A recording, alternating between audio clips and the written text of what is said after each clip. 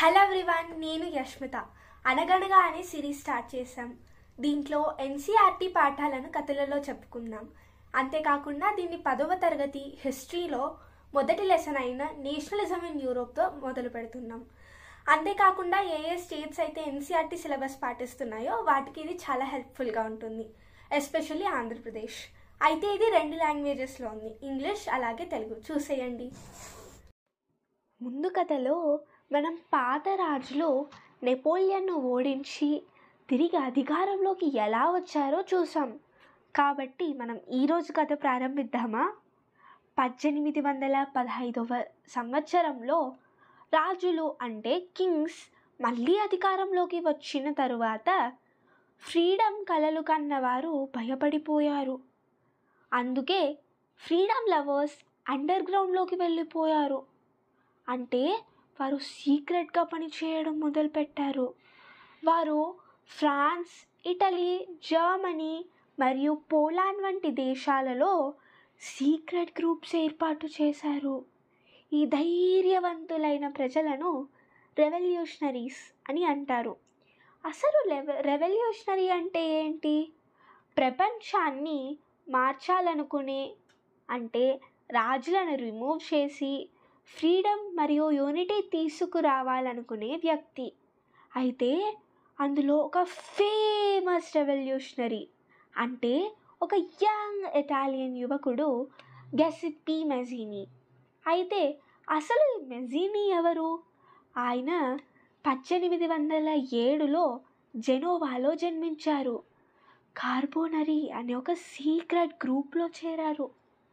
కేవలం 24 సంవత్సరాలలోనే, అంటే 24 సంవత్సరాల వయసులోనే రెవల్యూషన్ ప్రారంభించేందుకు ప్రయత్నించారు. కానీ కింగ్స్కి ఇది నచ్చలేదు. ఆయనను ఎగ్జైల్ చేశారు, అంటే రాజ్యం నుంచి బహిష్కరించారు. అప్పుడు మెజీనీ వదిలేశాడా? లేదు, ఆయన మరింత ధైర్యంగా గొప్ప కలతో తిరిగి వచ్చారు. ఆయన ఫ్రీ అండ్ యునైటెడ్ వరల్డ్ కలగన్నారు. అందుకోసం ఆయన 2 సీక్రెట్ గ్రూప్స్ ప్రారంభించారు, యంగ్ ఇటలీ మరియు యంగ్ యూరోప్. అయితే యంగ్ ఇటలీ మార్సిలీస్లో స్థాపించారు. ఇది ఇటలీ నుండి వచ్చిన యువ ఫ్రీడమ్ ఫైటర్స్ కోసం. యంగ్ యూరోప్ ఇది బర్న్లో స్థాపించారు. ఇది పోలాండ్, ఫ్రాన్స్, ఇటలీ, జర్మనీ నుంచి వచ్చే యువత కోసం.